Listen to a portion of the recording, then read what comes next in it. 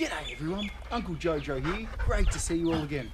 Today I've been asked a question by Sasha. G'day Sasha. Sasha's asked me about a slab and what it is meant to look like if it's not a waffle slab or a raft slab. If you're getting a slab done for your new home, then this is the type of setup that you want to be seeing on your site. This is what we call a conventional slab. All of the edges have been dug in. We've got centre beams running through. Rio is half down. I haven't finished it yet because I just wanted to show you what we're doing.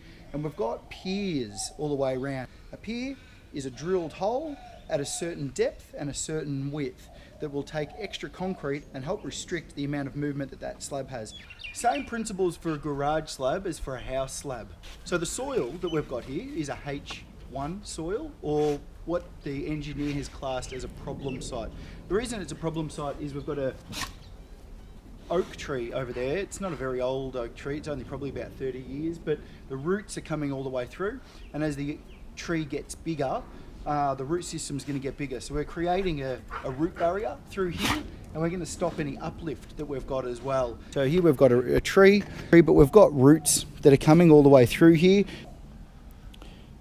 So here are our piers. You can see we've got a pier.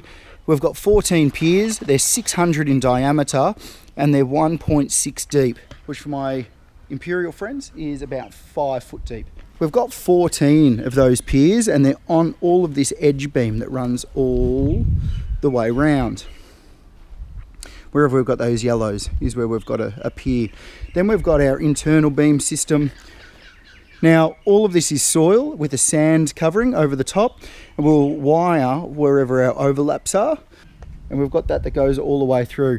Now, the actual slab is what we call a suspended slab that sits over the top of this, and that will be 125 mil thick or 5 inches. What this does is it ensures the stability and integrity of the slab as well as the longevity.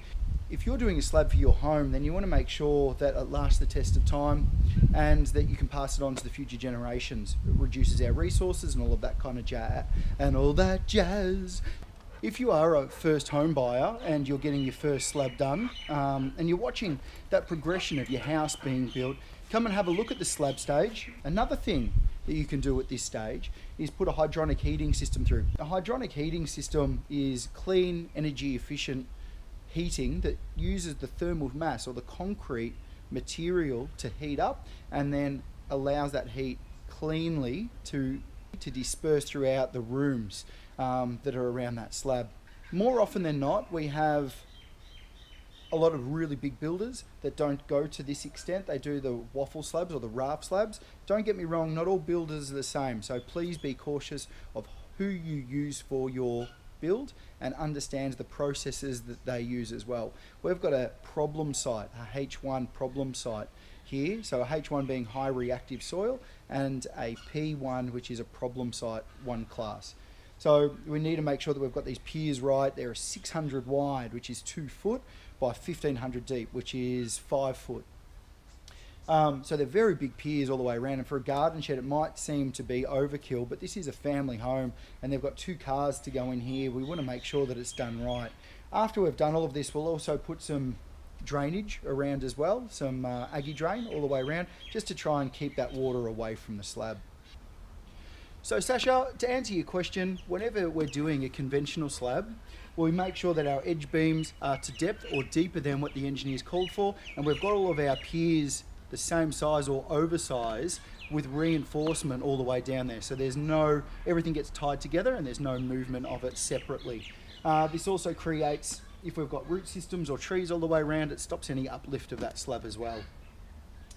Hope that's answered all your questions, Sasha. Thank you very much for your inquiry. Any other questions or queries out there, please send them over.